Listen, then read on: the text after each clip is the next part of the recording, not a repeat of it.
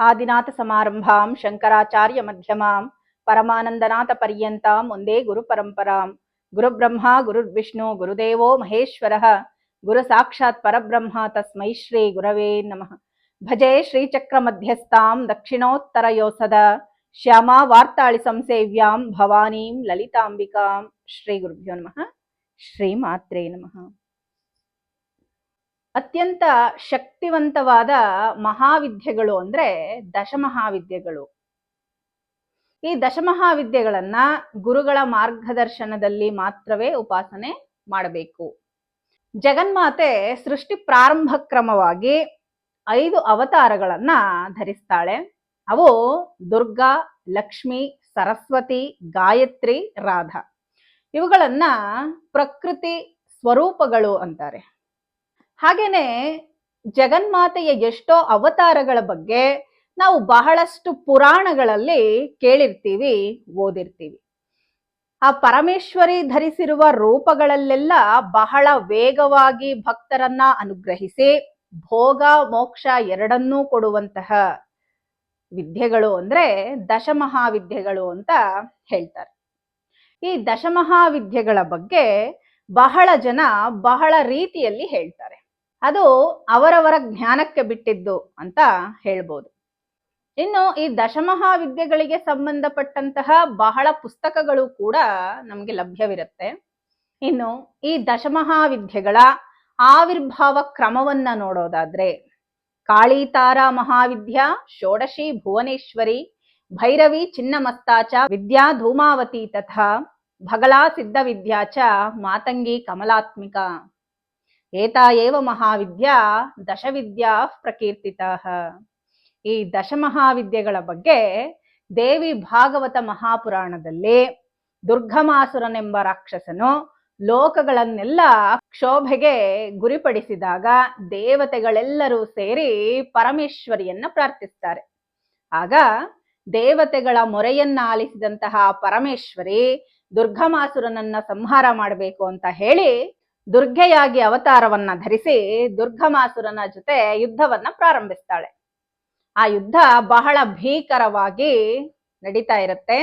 ಆ ಸಮಯದಲ್ಲಿ ಆ ದುರ್ಗಾದೇವಿ ತನ್ನೊಳಗಿಂದ ಕಾಳಿ, ತಾರ, ಬಾಲ, ಷೋಡಶಿ, ರಮ, ಭಗಳಾಮುಖಿ, ಮಾತಂಗಿ, ತ್ರಿಪುರ ಸುಂದರಿ, ಕಾಮಾಕ್ಷಿ, ತುಳಜ, ಜಂಭಿನಿ, ಮೋಹಿನಿ, ಚಿನ್ನಮಸ್ತ, ಗುಹ್ಯಕಾಳಿ, ದಶಸಹಸ್ರ ಬಾಹುಕ ಅನ್ನುವಂತಹ ಪಂಚದಶ ಶಕ್ತಿಗಳನ್ನ ಅಂದ್ರೆ 15 ಶಕ್ತಿಗಳನ್ನ ಅಸ್ತ್ರಗಳನ್ನಾಗಿ ತನ್ನಿಂದ ಹೊರತಂದಾಗ ಆ ಶಕ್ತಿಗಳೆಲ್ಲರೂ ಸೇರಿ ದುರ್ಗಮಾಸುರನ ಜೊತೆ ಬಹಳ ಭೀಕರವಾಗಿ ಯುದ್ಧವನ್ನ ಮಾಡಿ ಆ ದುರ್ಗಮಾಸುರನನ್ನ ಸಂಹಾರ ಮಾಡಿ ಲೋಕಗಳನ್ನ ರಕ್ಷಿಸ್ತಾರೆ.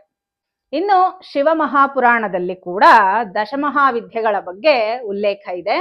ಹಿಂದೆ ದಕ್ಷ ಪ್ರಜಾಪತಿ ಮಹತ್ತರವಾದ ಯಜ್ಞವನ್ನ ನಿರ್ವಹಿಸುವಂತಹ ಸಮಯದಲ್ಲಿ ದಕ್ಷನ ಕುಮಾರಿಯಾದ ಸತೀದೇವಿಯು ಯಜ್ಞದಲ್ಲಿ ಪಾಲ್ಗೊಳ್ಳಲು ಶಂಕರನ ಹತ್ತಿರ ಅನುಮತಿಯನ್ನ ಕೇಳ್ತಾಳೆ ಅಮ್ಮ. ಆಗ ಶಂಕರರು ಆಹ್ವಾನವಿಲ್ಲದ ಕ್ರತುಗಳಿಗೆ ನಾನು ಬರೋದಿಲ್ಲ ಅಂತ ಹೇಳ್ತಾರೆ. ಆಗ ಅವರಿಬ್ಬರಿಗೂ ಕೂಡ ವಾದ ವಿವಾದಗಳು ಬೆಳೆಯುತ್ತೆ. ಆಗ ಶಿವ ಆ ಸಮಯದಲ್ಲಿ ತೀವ್ರವಾದ ಕರಾಳ ರೂಪವನ್ನ ಧರಿಸ್ತಾರೆ. ಜಗನ್ಮಾತೆಯು ಕೂಡ ಬಹಳ ಕೋಪೋದ್ರಿಕ್ತಳಾಗಿ ದಿವ್ಯವಾದ 10 ಮಹಾವಿದ್ಯೆಗಳಾಗಿ 10 ದಿಕ್ಕುಗಳಿಂದ ಕೂಡ ಶಿವನನ್ನ ಸುತ್ತುವರಿತಾಳೆ. ಅದನ್ನ ಕಂಡ ಶಿವ ಈ ರೂಪಗಳೆಲ್ಲ ಏನು ಅಂತ ಕೇಳಿದಾಗ ಇವೆಲ್ಲ ಭೈರವಿ ಸ್ವರೂಪಗಳು, ದಶಮಹಾವಿದ್ಯೆಗಳು ಅಂತ ಪಾರ್ವತಿ ದೇವಿ ಆ ಸತೀದೇವಿ ಹೇಳ್ತಾಳೆ. ಆ ಜಗನ್ಮಾತೆಯ ಶಕ್ತಿಯ ಆಧಾರದ ಮೇಲೆ ಅವಳನ್ನ ವಿವಿಧ ನಾಮಗಳಿಂದ ಕರಿತೀವಿ. ವಿಶ್ವವೆಲ್ಲ ವ್ಯಾಪಿಸಿ ವಿಶ್ವವನ್ನ ನಡೆಸುತ್ತಿರುವಂತಹ ಶಕ್ತಿಗಳೇ ಈ ದಶಮಹಾವಿದ್ಯೆಗಳು ಅಂತ ಹೇಳ್ಬೋದು. ಇನ್ನು ಈ ದಶಮಹಾವಿದ್ಯಾ ಸಾಧನೆಯನ್ನ ಯಾವ ದಿನಗಳಲ್ಲಿ ಪ್ರಾರಂಭಿಸಬೇಕು ಅಂದ್ರೆ ಇಲ್ಲಿ 10 ದೇವತೆಗಳಿದ್ದಾವೆ. ಆ 10 ದೇವತೆಗಳಿಗೆ ಪ್ರೀತಿ ಪಾತ್ರವಾದಂತಹ 10 ತಿಥಿಗಳು ಕೂಡ ಹೇಳಿದ್ದಾರೆ. ಅಂದ್ರೆ ಇವೆಲ್ಲ ಅವರ ಜನ್ಮ ನಕ್ಷತ್ರ ಆಗೋದಿಲ್ಲ. ಕೆಲವರು ಹೇಳ್ತಾರೆ ಜನ್ಮ ನಕ್ಷತ್ರಗಳು ಅಂತ ಹೇಳಿ, ಆದರೆ ಇವು ಅವರ ಜನ್ಮ ನಕ್ಷತ್ರಗಳಲ್ಲ. ಯಾಕಂದ್ರೆ ಈ ದಶಮಹಾವಿದ್ಯೆಗಳೆಲ್ಲವೂ ಒಂದೇ ಸಾರಿ ಆವಿರ್ಭಾವ ಆಗಿರೋ ಅಂಥದ್ದು. ಇದಕ್ಕೆ ಒಂದೊಂದು ದಿನ ಒಂದೊಂದು ಜನ್ಮ ನಕ್ಷತ್ರ ಬರೋದಕ್ಕೆ ಹೇಗ್ ಸಾಧ್ಯ ಆಗುತ್ತೆ? ಹಾಗಾಗಿ ಇವೆಲ್ಲ ಕೇವಲ ಇಚ್ಛಾತಿಥಿಗಳು ಮಾತ್ರ. ಈ ದಿನ ಈ ತಿಥಿಗಳಲ್ಲಿ ಈ ದೇವತಾ ಸಾಧನೆಯನ್ನ ಪ್ರಾರಂಭ ಮಾಡೋದ್ರಿಂದ ಆ ಸಾಧನೆ ಬಹಳ ವೇಗವನ್ನ ಪಡ್ಕೊಳ್ಳುತ್ತೆ ಅಂತ ಹೇಳ್ತಾರೆ. ಕಾಳಿ ಸಾಧನೆಯನ್ನ ಆಶ್ವಯುಜ ಕೃಷ್ಣ ಅಷ್ಟಮಿ ಎಂದು ಪ್ರಾರಂಭ ಮಾಡಬೇಕು. ತಾರಾ ಸಾಧನೆಗೆ ಚೈತ್ರ ಶುದ್ಧ ನವಮಿ ಬಹಳ ವಿಶೇಷವಾಗಿರುತ್ತೆ. ಇನ್ನು ಷೋಡಶಿ ಸಾಧನೆಯನ್ನ ಮಾರ್ಗಶಿರ ಪೌರ್ಣಮಿ ಎಂದು ಪ್ರಾರಂಭಿಸಬೇಕು.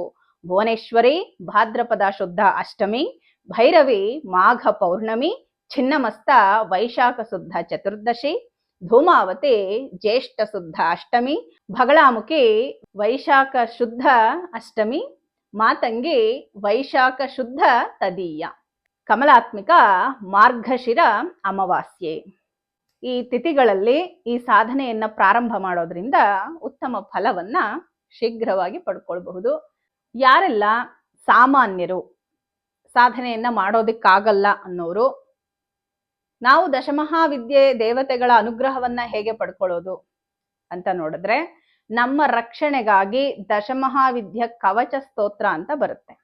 ಇದನ್ನ ಪ್ರತಿಯೊಬ್ರು ಪಾರಾಯಣ ಮಾಡ್ಬೋದು.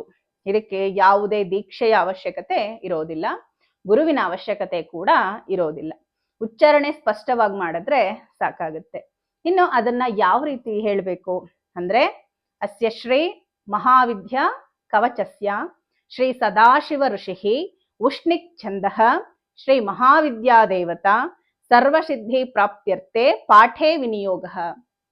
ಓಂ ಪ್ರಾಚ್ಯಾಂ ರಕ್ಷತು ಮೇ ತಾರಾ ಕಾಮರೂಪಾ ನಿವಾಸಿನಿ ಆಗ್ನೇಯಾಂ ಷೋಡಶೀ ಪಾತು ಯಾಂ ಯಾಂ ಧೂಮಾವತಿ ಸ್ವಯಂ ನೈಋತ್ಯಾಂ ಭೈರವೀ ಪಾತು ವಾರುಣ್ಯಾಂ ಭುವನೇಶ್ವರಿ ವಾಯುವ್ಯಾಂ ಸತತಂ ಪಾತು ಛಿನ್ನಮಸ್ತಾ ಮಹೇಶ್ವರಿ ಕೌಬೇರ್ಯಾಂ ಪಾತು ಮೇ ದೇವಿ ಶ್ರೀವಿದ್ಯಾ ಭಗಳಾಮುಖಿ ಈಶಾನ್ಯಾಂ ಪಾತು ಮೇ ನಿತ್ಯಂ ಮಹಾತ್ರಿಪುರ ಸುಂದರಿ ಊರ್ಧ್ವಂ ರಕ್ಷತು ಮೇ ವಿದ್ಯಾ ಮಾತಂಗಿ ಪೀಠವಾಸಿನಿ ಸರ್ವತಃ ಪಾತು ಮೇ ನಿತ್ಯಂ ಕಾಮಾಖ್ಯಾ ಕಾಲಿಕಾ ಸ್ವಯಂ ಬ್ರಹ್ಮರೂಪಾ ಮಹಾವಿದ್ಯಾ ಸರ್ವವಿದ್ಯಾಮಯೀ ಸ್ವಯಂ ಶೀರ್ಷೆ ರಕ್ಷತು ಮೇ ದುರ್ಗಾ ಬಾಲಾ ಶ್ರೀ ಭವಗೇಹಿನಿ ತ್ರಿಪುರಾ ಭ್ರುಯುಗೆ ಪಾತು ಶರ್ವಾಣಿ ಪಾತು ನಾಸಿಕಾಂ ಚಕ್ಷುಷಿ ಚಂಡಿಕಾ ಪಾತು ಶ್ರೋತ್ರೇ ನೀಲ ಸರಸ್ವತಿ ಮುಖಂ ಸೌಮ್ಯಮುಖಿ ಪಾತು ಗ್ರೀವಾಂ ರಕ್ಷತು ಪಾರ್ವತಿ ಜಿಹ್ವಾಂ ರಕ್ಷತು ಮೇ ದೇವಿ ಜಿಹ್ವಾಲಲನ ಭೀಷಣ ವಾಗ್ದೇವಿ ವದನಂ ಪಾತು ವಕ್ಷಃ ಪಾತು ಮಹೇಶ್ವರಿ ಬಾಹು ಮಹಾಭುಜ ಪಾತು ಕರಾಂಗುಲಿ ಸುರೇಶ್ವರಿ ಪೃಷ್ಠತಃ ಪಾತು ಭೀಮಾಸ್ಯ ಕಟ್ಯಾಂ ದೇವಿ ದಿಗಂಬರಿ ಉದರಂ ಪಾತು ಮೇ ನಿತ್ಯಂ ಮಹಾವಿದ್ಯಾ ಮಹೋದರಿ ಉಗ್ರತಾರ ಮಹಾದೇವಿ ಜಂಘೋರು ಪರಿರಕ್ಷತು ಗುದಂ ಮುಷ್ಕಂ ಚ ಮೇಢ್ರಂಚ ನಾಭಿಂಚ ಸುರಸುಂದರಿ ಪಾದಾಂಗುಲಿ ಸದಾ ಪಾತು ಭವಾನಿ ತ್ರಿದಶೇಶ್ವರಿ ರಕ್ತ ಮಾಂಸಾಸ್ತಿ ಮಜ್ಜಾದೀನ್ ಪಾತು ದೇವಿ ಶವಾಸನ ಮಹಾಭಯೇಷು ಘೋರೇಷು ಮಹಾಭಯ ನಿವಾರಿಣಿ ಪಾತು ದೇವಿ ಮಹಾಮಾಯ ಕಾಮಾಖ್ಯಾ ಪೀಠವಾಸಿನಿ ಭಸ್ಮಾ ಜಲಗತಾ ದಿವ್ಯಾ ಸಿಂಹಾಸನಕೃತಾಶ್ರಯ ಪಾತು ಶ್ರೀ ಕಾಳಿಕಾ ದೇವಿ ಸರ್ವೋತ್ಪಾತೇಷು ಸರ್ವದಾ ರಕ್ಷಾಹೀನಂ ತು ಯತ್ ಸ್ಥಾನಂ ಕವಚೇನಾಪಿ ವರ್ಜಿತಂ ತತ್ಸರ್ವಂ ಸರ್ವದಾ ಪಾತು ಸರ್ವರಕ್ಷಣಕಾರಿಣಿ. ಇದು ಮಹಾವಿದ್ಯಾ ಕವಚ ಸ್ತೋತ್ರ. ಈ ಮಹಾವಿದ್ಯಾ ಕವಚ ಸ್ತೋತ್ರವನ್ನ ಯಾರು ಪಾರಾಯಣ ಮಾಡ್ತಾರೋ ಅವರಿಗೆ ಈ ದೇವತೆಗಳೆಲ್ಲ ಅವರ ಸುತ್ತಲೂ ರಕ್ಷಣಾ ವಲಯವನ್ನ ಏರ್ಪಡಿಸ್ತಾರೆ, ಅವರನ್ನ ರಕ್ಷಿಸ್ತಾರೆ. ಆದ್ರಿಂದ ಪ್ರತಿಯೊಬ್ಬರು ಈ ಕವಚ ಸ್ತೋತ್ರವನ್ನ ಪಠನೆ ಮಾಡಬಹುದು.